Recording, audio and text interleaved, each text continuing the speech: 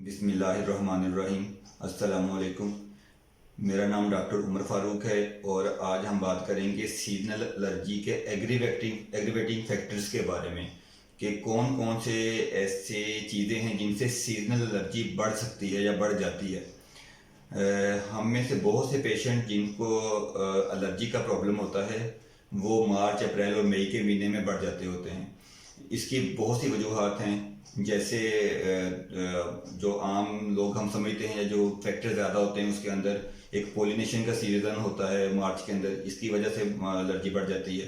ये एलर्जी किसी किस्म की भी हो सकती है, आंखों की एलर्जी, सांस की एलर्जी, खांसी का आना, गले के अंदर, हलक के अंदर केरे का गिरना, या स्किन की एलर्जी भी हो सकती है, दमा की प्रॉब्लम बढ़ जाती हैं। यानी एलर्जी की जितनी भी इकसाम हैं या जो जो चीज़ें एलर्जी की वजह से होती हैं उन सब की बारे में हम बात कर रहे हैं।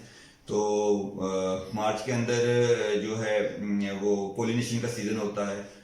अप्रैल में फिर पोलिनेशन भी होती है और हार्वेस्टिंग सीज़न यानी गंदम की कटाई का मौसम स्टार्ट हो जाता है।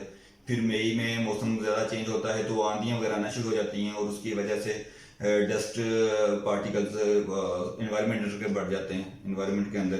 तो ये सारी चीज़ें जो हैं, ये जो 3 माह होते हैं जो एलर्जी वाले पेशेंट हैं उनके लिए बहुत मुश्किल होते हैं।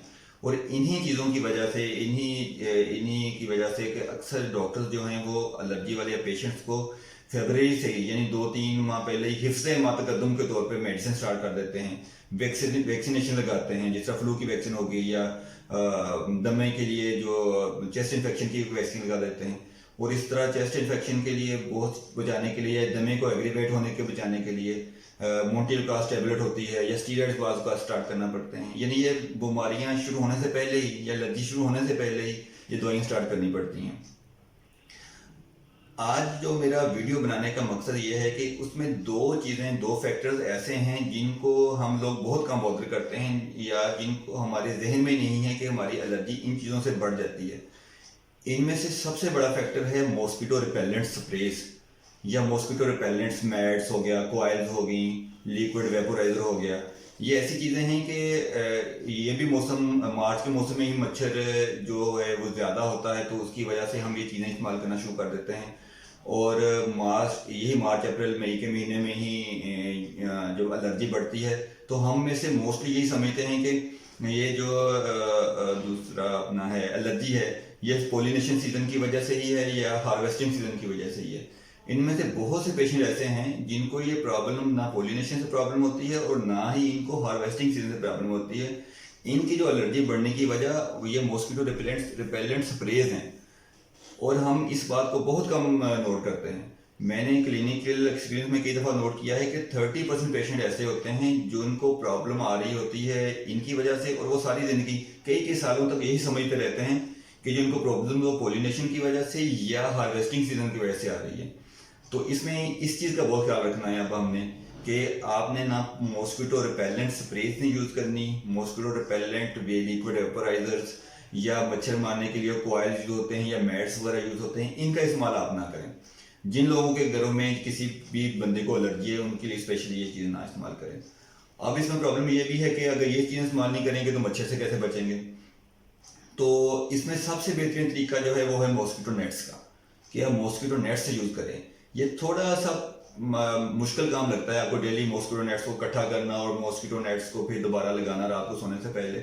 लेकिन अगर आप ओवरऑल सारे पूरे टाइम का आप और अपनी इसमें देखेंगे ना, सारा अंदाज़ा लगाएंगे तो इसमें आपका टाइम की बचत ज़्यादा है। अगर खुदा ना खास्ता किसी को मॉस्किटो रिपेलेंट स्प्रेज की वजह से सांस का प्रॉब्लम या किसी और किस्म की एलर्जी होती है तो जो उसको मेडिसिन आपने लेके देनी है, जो उसको डॉक्टर्स के पास लेके जाना है, वो टाइम भी तो लगेगा ना। उससे बेहतर यह है कि आप इसको मॉस्किटो नेट्स को यूज़ करें और वो रिपेलेंट स्प्रेज वगैरह यूज़ ना करें। दूसरा, अगर आपने वो चीज़ें यूज़ नहीं करनी और आप रात को कमरे के अंदर ही लेटते हैं या सोते हैं तो अपने कमरे के अंदर मॉस्किटो लैंप्स लगाएं और उसको सारा दिन कमरे की लाइट बंद करके उसको जलता रहने दें। इस तरह जो भी मक्खियाँ या मच्छर वगैरह होंगे वो उसमें आके मोस्टली जो है वो उसमें मर जाएंगे। और रात को सोने से पहले एक दफ़ा बाकी जो अगर कोई मच्छर वगैरह नज़र आ रहा है, कोई 1-2 दाने ही होते हैं बाद में, बाकी तो मॉस्किटो लैंप्स में आके मर जाते हैं, तो उसको आप मॉस्किटो रैकेट्स जो होते हैं ना उनके साथ मार लें, ये ज़्यादा बेहतर है। अच्छा, अगर आप मॉस्किटो रिपेलेंट्स भी यूज़ नहीं कर सकते, मॉस्किटो लैंप भी यूज़ नहीं करना चाह रहे या नहीं कर सकते और इसी तरह आप मॉस्किटो नेट्स भी यूज़ नहीं करना चाहते, तो फिर इसका एक तरीका ये है कि सोने से पहले अपने कमरे में मैट चला लें। और वो मैट जो मिलता है, उसका डिवाइस मिलती है, उसके अंदर नहीं लगाना। जो पुराने ज़माने वाला बल्ब होता है फिलिप्स का 100 वाट का, आपने वो अपने कमरे के अंदर लगाना है और सोने से कम 1 घंटा पहले उसके ऊपर 2 मैट्स रख देने हैं, जो मॉस्किटो मैट्स, मोर्टिन वगैरह या मॉस्किटो वगैरह मैट्स आते हैं ना, उसको रख देने। वो आधे पौने घंटे के अंदर बिल्कुल जल के राख हो जाते हैं और उसके स्मेल की वजह से और उसकी वजह से जल्दी जलने की वजह से मच्छर सारा मर जाता है। फिर कोई एक बंदा अंदर जाए, रूम के अंदर जाए और उस जो है उसको बल्ब बंद करके कमरे के सारे जो है वो दरवाजे वगैरह खिड़कियाँ वगैरह खोल के जाली वाले जो हैं एग्जॉस्ट चला दें और पंखा तेज चला दें। इस तरह उसकी 15-20 मिनट के अंदर उसकी जो सही स्मेल है और वो जो मैट्स की है वो चली जाएगी, बाहर चली जाएगी। तो उसमें दूसरा फिर जो बंदे हैं वो आप अंदर आके सो जाएं, रूम का दरवाज़ा बंद करके। इस तरह आप काफ़ी हद तक इसे बच सकेंगे। और ये तो होगी एक चीज़। और दूसरी चीज़, एक और बहुत बड़ा फैक्टर भी है जिसको हमने कभी नोट नहीं किया।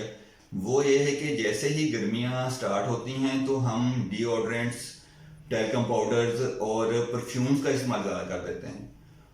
परफ्यूम्स, डिओड्रेंट्स और स्पेशली टैल्कम पाउडर्स, ये भी बहुत खतरनाक चीज़ें हैं। इनकी पार्टिकल्स बहुत छोटे होते हैं और ये सांस के साथ जाते हैं, फेफड़ों में चले जाते हैं और ये भी एलर्जी काज करते हैं। तो आपने कोशिश करनी है कि इन चीज़ों से, स्पेशली जिन लोगों को एलर्जी का प्रॉब्लम है, वो ये 3 चीज़ें बिल्कुल इस्तेमाल ना करें गर्मियों के शुरू में जब एलर्जी का मौसम होता है। और आप देखेंगे कि इन दोनों चीज़ों को, एक मॉस्किटो वाला जो मैंने बताया है और एक ये दूसरा, इन दोनों चीज़ों से अवॉइड करके कई पेशेंट तो ऐसे हैं जो 100% तक भी उन एलर्जी को कंट्रोल कर सकेंगे अपनी, वरना 30-40% तक तो काफ़ी हद तक कंट्रोल करेंगे इसमें। तो ये 2 चीज़ें आपसे डिस्कस करनी थी आज। उम्मीद है आपको ये दूसरे दोनों मशवरे पसंद आए होंगे। बहुत बहुत शुक्रिया आपका। अल्लाह हाफिज़।